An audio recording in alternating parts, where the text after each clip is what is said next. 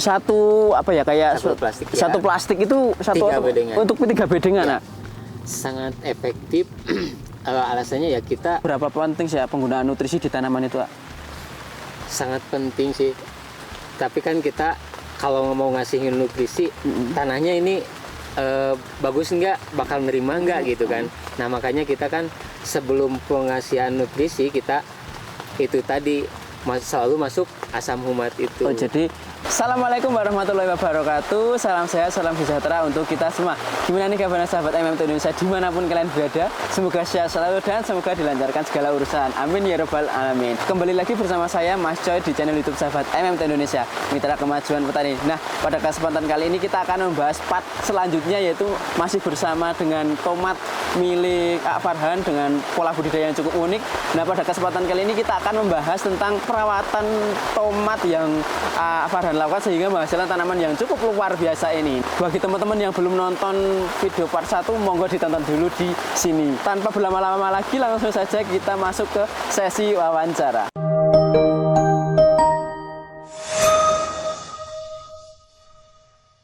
Halo sahabat MMT Indonesia dimanapun kalian berada. Nah, masih bertemu lagi bersama Farhan ini dengan budidaya tomat yang menggunakan sungkup yang dengan metode budidaya sungkup dan yang cukup unik ya teman-teman. Nah, udah pada nonton belum untuk part pertamanya? Nah, kalau belum coba nonton dulu deh biar tidak penasaran. Nah, pada kesempatan kali ini kami ingin membahas perawatan yang dilakukan oleh Farhan sendiri sehingga menghasilkan tanaman yang cukup luar biasa teman-teman. Nah, mungkin langsung saja ya Ayah. Nah, untuk perawatan untuk di pupuk susulan ini untuk mungkin awalan, nah ini untuk varietas yang saat ini kan ada yang masih ada cabai dan juga ada tomat ya Ayah. Ya. Kalau untuk yang cabai varietasnya apa ini? Kalau cabai ini kebetulan di kita karena kebiasaan dan kebanyakan orang di sini pakainya yang lokal. Memang kita pakai lokal juga gitu. Cabai varietas lokal gitu ya. Iya. Dan kalau untuk tomatnya ini varietas apa kalau boleh tahu? Ini namanya tomat Mahira yang dari Nakasit. Oh, dari untuk tomatnya tomat Mahira dari Nakasit ya. Kalau untuk populasinya ini kalau boleh tahu? Populasinya kurang lebih ini di 5.000 pohon untuk tomat. Cabainya itu 3.000-an. 3.000-an. Ya. Dan karena ada yang 2-1 gitu. Yang cabenya ya, iya, untuk satu lubang ya. Dan ini merupakan apa ya? Untuk sampai saat ini udah usia berapa mungkin yang tomatnya ini ya? Ini untuk usia tomat kepindah lahan itu baru 2 bulan. Baru 2 bulan. Betul. Itu yang tadi dengan menggunakan potret tadi ya, meter potret tadi itu baru untuk sampai saat ini baru usia 2 bulan lebih. 2 bulan lebih ya. Dan untuk yang cabenya? Cabenya sama hampir 3 bulan cabenya. Kalau ini ya untuk jarak tanam ini ya, untuk yang tomat dan juga cabai ini jarak tanam berapa sih ya? Kurang lebih 20 cm sih. 20 cm ya. Kalau untuk tomat sama cabai ya. Kalau tomat sama tomat di 40 cm ya untuk jarak tanamnya. Nih kalau misalnya biasanya kan agak rapat, ini renggang sekali ya 40 cm dan walaupun jarak tanamnya itu cukup lebar tapi bisa bertemu gitu ya antar cabang ya. Kalau untuk perawatan di kocoran mungkin ini kalau boleh tahu yang perawatan yang Farhan lakukan bagaimana sih dan apa aja kira-kira yang dimasukkan? Ini kemarin kocoran sebetulnya pakai NPK 1616 cuma baru 2 kali kocor. Yang pertama itu habis ini semuanya itu habis 6 drum, Pak.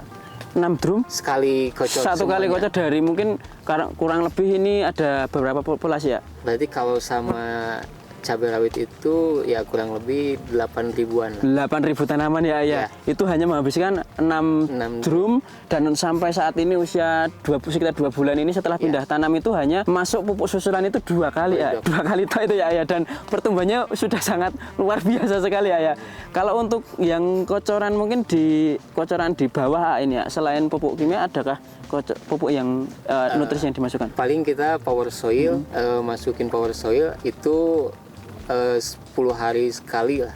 10 hari sekali dari awal kesininya kita pakai tabur juga sih, pakai tabur juga untuk mes ya. Yang ada untuk bilang pupuk kimianya ya. Jadi tadi juga ada perlakuan lain yaitu dikocok dengan asam humat power soil juga ya. Tadi kalau di part sebelumnya juga Pak Farhan juga sudah menjelaskan dengan ada penggunaan asam humat juga ya. Asam humat, Power soil itu ya. juga. Asam amino juga masuk ya. Kalau untuk menurut Pak Farhan sendiri dengan penggunaan asam humat power soil itu pengaruhnya di tanaman atau di tanah itu gimana sih? Kebetulan kan ini kita karena ada sungkup Iya. gitu kan.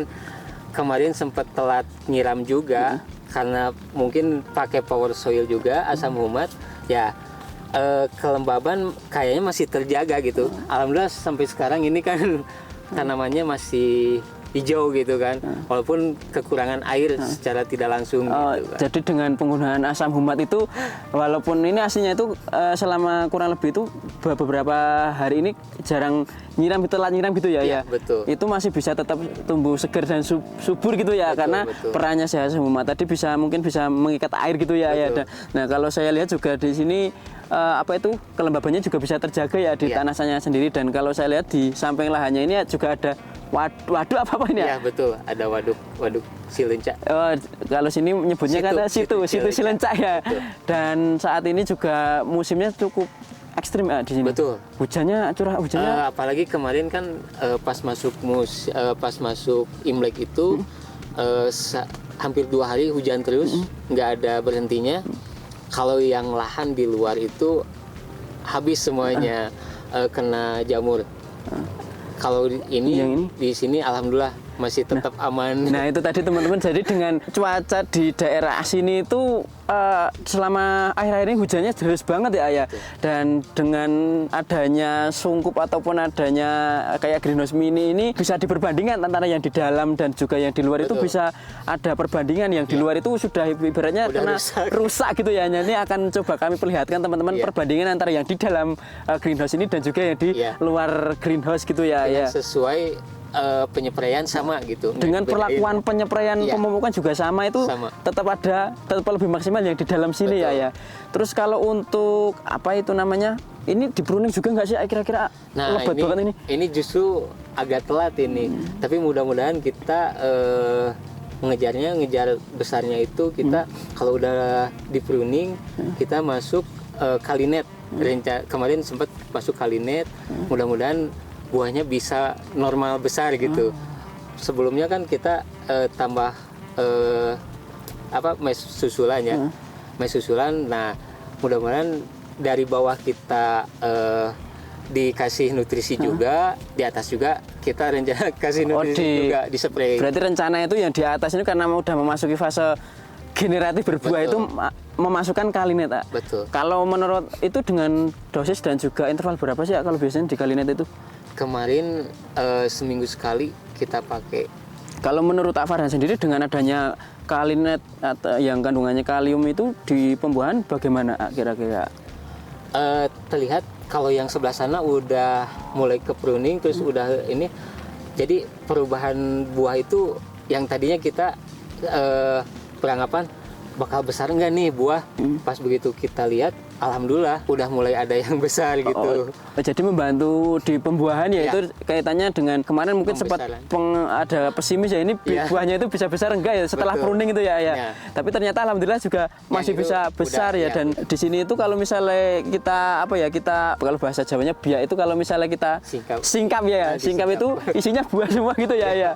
Kalau berarti untuk pruning sendiri itu yang disisakan berarti hanya cabang utama aja. Ya, cabang utama aja. Dan sama ada kan yang cabang utama sama yang 2 itu kan yang cabang gitu ya. Utama itu aja. Dan berarti kalau untuk ini udah kok emang karakteristiknya tinggi-tinggi segini atau bagaimana?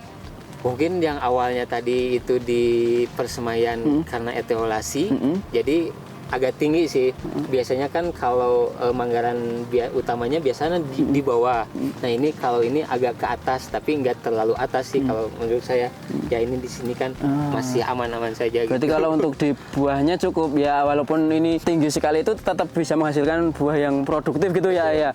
Kalau untuk ini namanya yang pupuk kimia tadi hanya memasukkan 2 kali itu kira-kira menghabiskan berapa Pak? Itu 1 kali pemupukan itu yang kimia. Kalau untuk yang tabur itu kita make Entek 50 kilo. Entek 60 ya, 50 kilo. yang fase generatif. Terus sama Vertipos. Yang Vertipos itu 50 kilo juga. Untuk seluruhan ini. Jadi emang sangat kita disatuin, ditabur. Jadi emang sangat apa ya, maksudnya minim gitu ya, ya. Dan kalau walaupun dengan penggunaan kimia yang minim itu pertumbuhannya juga masih bisa maksimal banget ya, ya. Dan ini mungkin kalau kita berdiri itu apa ya, lebih tinggi tanamannya ya. Terus kalau untuk perawatan hama bagaimana ini ya? Hama alhamdulillah kalau dilihat ya cuma beberapa lah. Kita juga lihat kondisi, kalau memang ada ulat atau apa baru kita spray. Kalau enggak ya kita aman-aman aja gitu. Berarti kalau untuk hama itu biasanya yang dihadapi itu biasanya hanya ulat saja Kak? Atau ulat, kalau yang dari pertama emang kutu-kutuan. Ya, kutu-kutuan. Kalau untuk kutu-kutuan biasanya antisipasinya bagaimana? Kita pakai inseknya itu abamectin. Kemudian abamectin. Cuma itu sih kalau dari awal-awal abamectin. Nah, kesininya kita cuma lihat aja ada ulat atau enggak gitu kan. Kalau kemarin pas kita keliling-keliling, oh ada ulat, baru kemarin di spray juga. Kalau yang untuk ulatnya biasanya menggunakan apa? Emasel.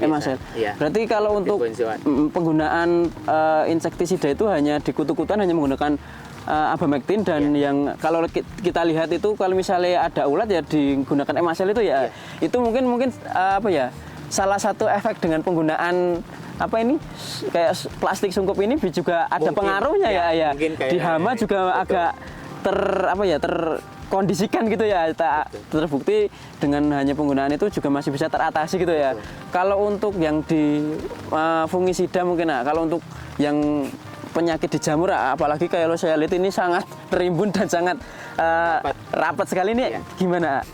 Kemarin memang dari awal kita pakai chlorothalonil. Terus untuk itunya tuh kita pakai Mancozeb juga. Mancozeb ya. Manco itu kan kita rolling sama itu. Kalau yang sistemiknya itu kita kemarin Amistartop. Cuma Amistartop belakangan sih. Kita lihat perkembangan daun juga kalau Amistartop. Nah, kemarin sempat ada di sebelah sana sempat ada terserang jamur yang hitam-hitam di daun. Nah, kita pakai metalaxyl. Itu bahan aktif metalaxyl. Bahan aktif metalaxyl itu berarti kemarin yang di serangan jamur itu kendalanya yang cukup parah itu yang di daun itu, Kak? Iya. Kalau di daun itu dengan metalaxyl sudah sembuh. Dan kalau untuk biasanya kan ada yang namanya Phytophthora ataupun apa itu namanya ya kayak Phytophthora itu gimana? Alhamdulillah sih aman. Masih aman ya? Masih aman. Kalau untuk tingkat kelayuan gimana sini ya? Kelayuan kebetulan kalau untuk di tomat nggak ada.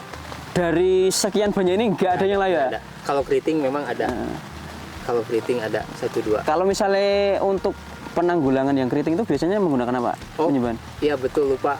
Dari awal itu kita untuk penanaman tomat itu pakai yang dari Bayer, yang Serenet, Pelum, sama kalau asam umatnya kita pakai Premino juga sih. Asam amino? Asam aminonya, ya. Oh berarti untuk di awal itu juga memasukkan asam amino dan juga ada fungisida dan juga insektisida juga ya? Berarti itu juga memasukkan asam amino juga itu untuk yang apa? Yang keriting-keriting itu? Ya. Itu dengan penggunaan Premino ya? Iya. Itu kira-kira dosis yang asam aminonya itu dosis berapa dan interval berapa? Kalau itu kan dari awal kita untuk penanaman tomatnya karena kan untuk mengeluarkan itu dari polybag kita cuma pakai ember, cuma berapa lah, nggak banyak gitu kan. Jadi masukin dicelup. Oh dicelup? Jadi kan lebih irit ya. Celup tinggal dibuka plastiknya, langsung tanam. Jadi berarti kemarin itu pas awal itu ada perlakuan, di itu. Bibit ya, yaitu sebelum pindah tanam itu dicelup dengan asam amino saja. Asam amino, Premino tadi, sama. Terus pelum yang dari Bayer, sama Serenet. Oh berarti ada pencelupan asam aminopremino, velum dan serenet itu ya. Ya. Terus dengan penggunaan asam aminopremino itu kira-kira yang dirasakan gimana di tanaman? Alhamdulillah pas begitu kita mulai tanam, karena yang dari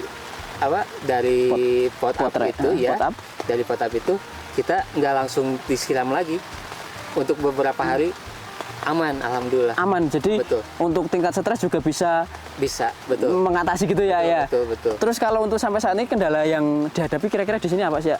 Sebetulnya kalau kendala ini kekurangan air sebetulnya. Kekurangan air. Padahal walaupun dekat danau kekurangan. Ya, betul. Jadi harusnya kita kemarin intensitas misalkan 1 minggu sekali atau apa, kita harus siram karena banyak kita harus ke lahan yang lain juga gitu. Jadi ini jadi kendala yang cukup hanya kendala yang dihadapi itu malah bukan hama atau penyakit tapi hanya kekeringan. Walaupun dekat dekat situ dekat danau lah ya. Itu juga ada kekeringan juga ya, dan saat ini juga mungkin karena di awal juga udah memasukkan asam humat, itu perannya di asam humat power itu di situ ya, dan ini juga sini ada hujan ya, hujannya cukup tinggi. Nah mungkin sebelum terakhir, kira-kira kalau menurut Pak Farhan sendiri seberapa penting sih penggunaan nutrisi di tanaman itu? Sangat penting sih. Tapi kan kita kalau mau ngasihin nutrisi, tanahnya ini bagus nggak, bakal nerima nggak gitu kan. Nah makanya kita kan sebelum pengasihan nutrisi kita itu tadi selalu masuk asam humat itu. Oh, jadi walaupun nutrisi itu juga penting, tapi kita lihat dulu di tanahnya itu kira-kira sehat atau enggak gitu ya. Nah kalau misalnya salah satunya dengan cara pemberian asam humat seperti power soil contohnya itu juga sangat perlu ya dilakukan di tanah. Jadi, ya kita kebiasaan gitu. Kalau sebelum kasih nutrisi di tanah, kita selalu kasih asam humat dulu. Oh, jadi sebelum setiap kali aplikasi nutrisi itu sebelumnya di tanah itu juga tetap aplikasi asam humat ya. Iya. Nah mungkin dan kalau boleh tahu, kalau misalnya teman mungkin adakah saran ataupun mungkin kalau misalnya saran ke teman-teman, kalau misalnya mau menerapkan seperti ini tuh yang harus diperhatikan kira-kira apa aja sih ya? Kalau yang untuk ini yang pastinya modal lumayan sih, awal sih modal agak besar, cuma memang kalau untuk musim hujan kita sekarang alhamdulillah tanaman aman gitu. Karena bukan apa, kita pengalaman pribadi yang dari kemarin nggak pakai sungkup ya gagal total gitu kalau untuk pola tanam seperti ini gitu kan untuk musim hujan gitu. Walaupun sekarang ini kan kita spray cuma 1 minggu sekali masih aman lah. 10 hari juga mungkin masih bisa aman, aman gitu. Jadi yang harus diperhatikan mungkin emang awal itu emang modal di awal ya, karena nanti di akhirnya itu lebih istilahnya lebih efisien gitu ya. Atau apalagi di cuaca hujan seperti ini ya, itu juga kelembaban juga bisa terjaga, hama penyakit juga bisa diminimalisir ya juga ya. Dan juga kalau misalnya ada untuk pertumbuhannya juga bisa maksimal juga ya. Dan mungkin terakhir ini Kak, adakah kata-kata ataupun motivasi ke teman-teman petani di rumah? Ya, intinya kita sebagai petani jangan putus harapan, karena kita itu manusia diciptakan untuk selalu terus belajar. Alhamdulillah dari kejadian kemarin, kegagalan kemarin, kita bisa mengambil hikmah, mengambil pelajaran. Dengan ini kita alhamdulillah walaupun musim hujan tanaman tetap aman. Nah, jadi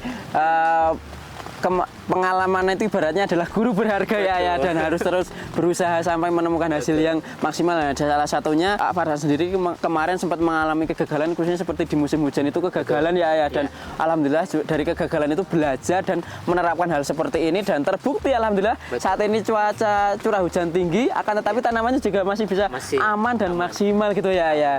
Nah mungkin itu tadi teman-teman perawatan tanaman tomat dan juga mungkin ada cabai juga yang Farhan lakukan di metode tanam seperti sungkup ini. Tadi juga sudah dikatakan perawatan mulai dari pemberian nutrisi, pupuk susulan, insektisida, fungisida dan juga kendala-kendala yang dihadapi Farhan, dan itu juga sudah dikatakan. Nah, semoga juga yang Farhan tadi sampaikan itu bisa bermanfaat kepada teman-teman di rumah dan bisa bermanfaat khususnya bagi Farhan sendiri, seperti bisa menjadi amal jariah buat Farhan sendiri, dan semoga untuk hasilnya ini bisa panennya bisa melimpah dan untuk seterusnya itu bisa maksimal. Nah, mungkin itu tadi teman-teman yang dapat kami sampaikan dari Farhan dengan perawatan budidaya tomat di metode sungkup seperti ini. Semoga yang kami sampaikan tadi bermanfaat, dan juga kalau bermanfaat jangan lupa like, komen, dan subscribe untuk tidak ketinggalan informasi dari kami. Sekian dari kami, wassalamualaikum warahmatullahi wabarakatuh.